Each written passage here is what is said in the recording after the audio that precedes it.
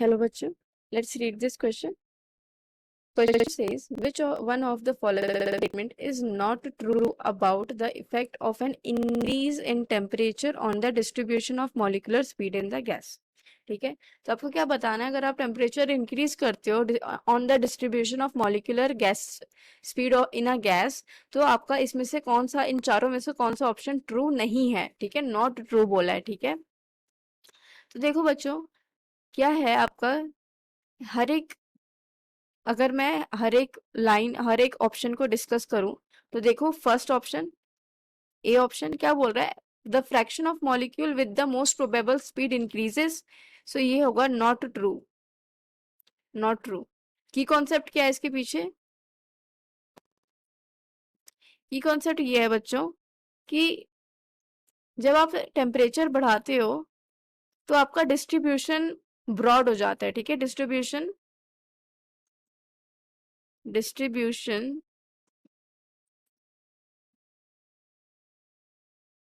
of molecules becomes broad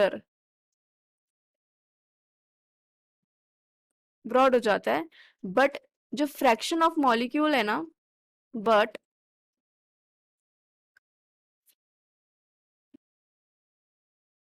of molecules with most probable speed decreases, with most probable speed क्या होता है? decreases।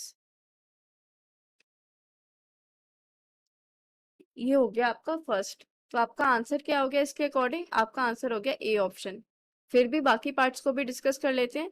B part क्या बोल रहा है आपका? Most probable speed increases. Yes, आपका मोस्ट प्रोबेबल स्पीड इंक्रीज हो जाता है। मोस्ट प्रोबेबल स्पीड क्या होती है आपकी?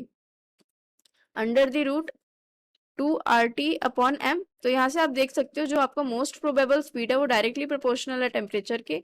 तो अगर आपका टेम्परेचर बढ़ेगा तो मोस्ट प्रोबेबल स्पीड भी बढ़ेगा। तो अब आप सोचोगे तो यहाँ पे आपने ये क्यों बोला कि स्पीड डिक्रीजेस, बट यहाँ पे आपको मेंशन कर दिया fraction of molecule. Most probable speed जो होती है वो ओवरऑल पूरा, अगर आप लो मॉलिक्यूल पूरा, अगर आप लेते हो गैस, उस पूरे गैस की क्या होती है, मोस्ट प्रोबेबल स्पीड इंक्रीज होती है by increasing the temperature.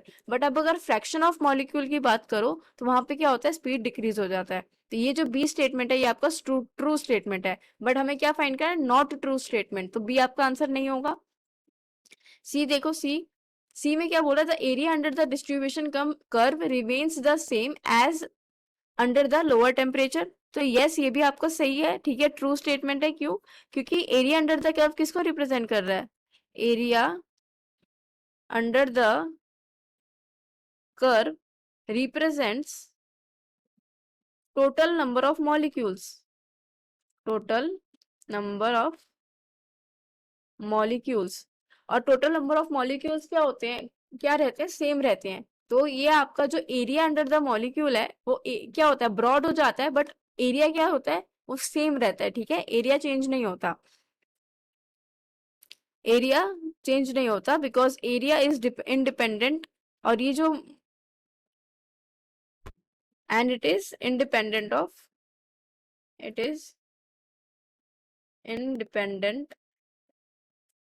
of temperature। तो ये भी आपका कैसा स्टेटमेंट है? ट्रू स्टेटमेंट है। अब डी देखो लास्ट,